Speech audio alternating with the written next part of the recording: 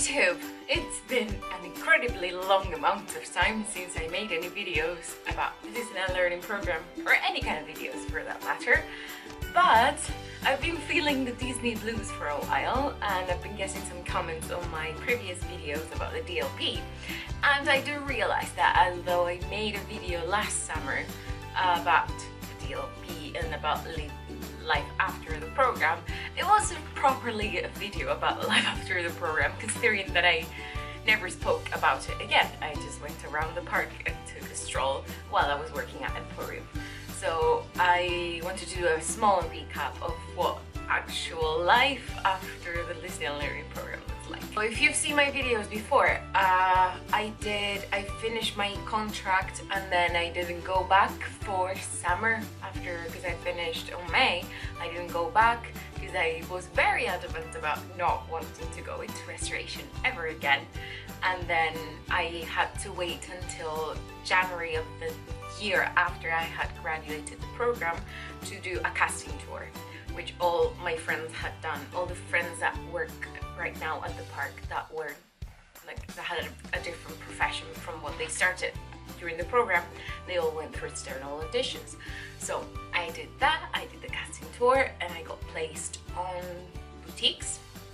I spent 2 months last summer at Emporium and they were amazing, and I was extremely lucky because Emporium is a really good place to work and the team was incredible. And those were the 2 months that I never did a vlog because life was too hectic. Because Disney has this thing now, they've invented a thing called the dynamic shift, which is a bit of a nightmare, which consists of you work 5 days a week or 6 days a week, and you do 3 or 4 days of 5 hours and 2 days of 10 hours. Ideally. I've seen people do their 6th day on a 10-hour day. Just a bit fucked up. But anyway, so that was my shift while I was there during the summer, and I thought it was a bit messed up, but then I went back for Halloween.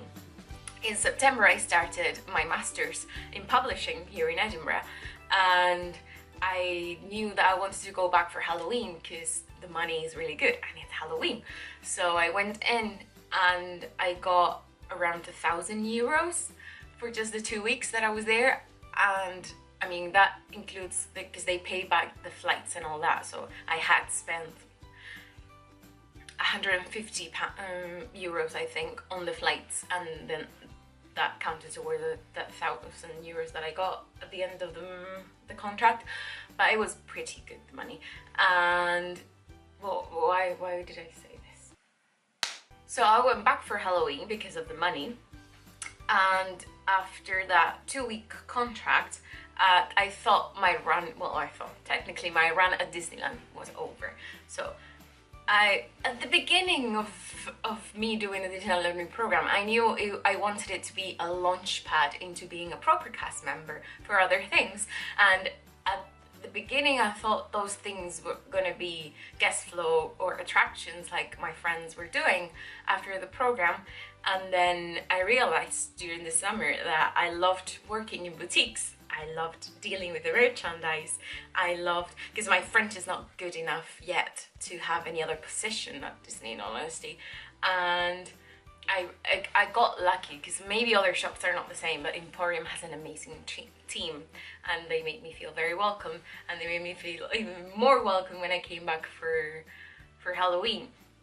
So when I got placed in boutiques, I was a bit wary, but then I realized that when you're in guest flow you have to be outside all day. And when you're in boutiques you get to do parade. Usually, not the summer that I was there because there were too many cast members, but I did get to do the parade the last day, which is like a part of doing guest flow. But I realized that being guest flow during the summer was never gonna work for me because I would literally burn to death. So no guest flow for me. And attractions is a lot of responsibility. And it's the same, I think it's the same as the boutiques. Depends on the one you get, it's gonna make the difference. And if I were to work at the Phantom Manor, I would most definitely say yes. But casting works in really weird and mysterious ways, and you never know which attraction you're gonna get. And if you get one that's outside all day, I would burn to death as well. So attractions and guest flow were a bit not an option for me. And then the next thing you can do is guest relations, I guess, or something like that. And my French is definitely nowhere near that good. Maybe it'll be at some point someday, but not right now. So being realistic and knowing the level of French that I've got and what I wanted out of the program, I do feel very grateful that I went through that thing that was hell on earth, and that eventually got me a job that I loved, the best summer of my life, and a really cool Halloween, although I spent the most of the time just working. And then after that stint was done, and I was done at I would finish at Emporium in October, I knew I couldn't come back, and I can't because I'm doing my master's. I've got my dissertation in September, and I am, per everybody's orders, I am not allowed to go back to Disney this summer as a cast member, although they've already asked, like my friends at Emporium have asked, but I'm not allowed to go back because I have to write my dissertation, and that's not compatible with working during the summer. But then on January, I got an email from casting saying that they had lost all their data, and that now was the time to change professions and to apply again for a job directly, and also sent me an email with all the availability for the whole year and for the whole summer and the Easter holidays and all that, presumably to go back to boutiques and in theory to go back to Emporium. And I think, like, sadly I had to say no to that, and I've got the feeling that I'm off the table for the moment. I mean, I can't do it anyway, but if I wanted to go back for Halloween, I would have to bend over backwards to be able to go back for Halloween, for example. Because once you say no, it's really hard to get back on the loop. But my point was that I tried to go back for Halloween the first time while I was still in the restoration pool, and they never called back, because I think having a good relationship with your manager is really important. So if you take something out of the Disneyland Learning Program into the future, is to have a really good relationship with your management and try to get along with them and talk to them in the little French that you can about your plans for the future and whether you want to keep on doing things. Because after that, when you get a new casting tour or a new interview, or even if you get a small contract like I did from the summer to Halloween, it's all casting is going to do is talk to your manager and ask, your manager can ask for you to be back, and that ensures you've got a contract. That's why I actually did at the end of my contract in the summer. I just went the last day and went in like, Sandra, I want a Halloween contract. I just want to be back for Halloween.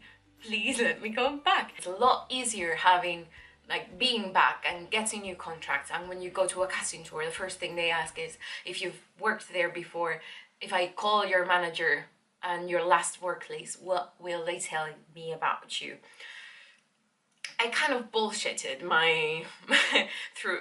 during my interview, because I told her that of course they were gonna be, that we were like a family, and well, in the restaurant that was not the case. Like with management, like my co-workers were amazing, and I still go back. Like while I was there during the summer and Halloween, I kept going almost every single day to Fuente and Acuna just to talk to my friends, because they are amazing people. But the management, not so much. So my point was that it's super important to have a good relationship with your management and be aware that that may play a role in your future there at Disney. And that is, for me, this is life after the program. I know so many cast members now, and that have done the program with like me, and our journeys are completely different. I've got a lot of friends that did the casting tour, got into Disney, and then they've never left. They have left and come back. They've got CDIs, they've got like a bunch of CDDs and eventually a CDI. They've got people that had a CDI and then left and are trying to come back. And I've got friends that did and after the learning program they stayed on CDD and then CDI, and now they're doing another Disneyland learning program in a different profession once their French has improved. I mean, no two cases are the same, and we're all over the place. There's so many of us at the end of the day, just in my promotion.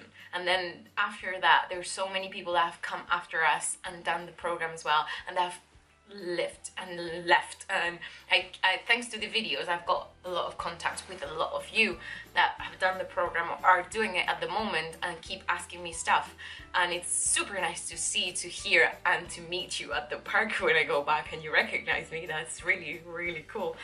But the thing is, like, there's no one experience for this. And for me, my journey was going from leaving the program to having the casting tour again, to going to boutiques just for a small period of time, knowing that that could not be my life. And I would kill to go back right now. I remember what last summer was, and I would kill to go back to boutiques or to change professions eventually and maybe go back in the future to do something different. But it's kind of reassuring to know that Disney's there for you at any point in your life if you play your cards right, because it's like having for me, a third home, because Edinburgh's my second. But it's like having a third home ready for you and have always like a backup plan. Because for example, I'm doing my master's here and I plan to go on the path, but who knows what the future will bring, and I don't know what publishing is going to look like in the next couple of years. So I don't know what my life's going to look like in the couple of years. But I did decide to just close my Disney working thing for a while until I finished this master's that I'm doing. But then again, like, I mean, there's so many ways to go at this. So just in case because I know my videos during the program were a bit of a downer. So if you've done the program and you're finished, or you're doing it and you've seen my videos, there's life after it. Especially if you stick to it, because if you leave, but if you stick to if you leave and you do a casting tour, you can get a job again. That's like, casting tours are like a clean slate in the Disney world. But it depends as well, I guess, on the circumstances of you leaving. But either way, there is life after the program. It looks kind of sweet for all of us, all the people that have stayed there, that have CDIs, that have CDDs, that have never gone back, that have, like me, come back and then leave and come back. We've all taken different paths, but it's super nice to know that, one, you have the choice of taking different paths after the program is done, and two, of once you've done those connections, you don't really break them, and that's a really nice thing, you know, just having those people. That Disneyland Paris doesn't mean a place anymore for me. It's more about the people that are there, so that's kind of nice. And that's it. I'm not gonna talk anymore. I just hope this video was helpful, and if you guys, because I keep getting questions on Twitter and here on YouTube about the program. So although it's been 2 years since I finished it, probably no, 2 years. I'm still available for questions. I can do another Q&A because I have gathered kind of a lot of questions in between the years. And if you've got any questions about my later contracts, I can make a video about those as well if you want me to. I don't know, I kind of missed this whole YouTube thing. So thank you very much for watching, and if you're in the middle of the program, good luck. If you've finished, welcome to the Alumni Club, and well, thank you very much for watching, and goodbye.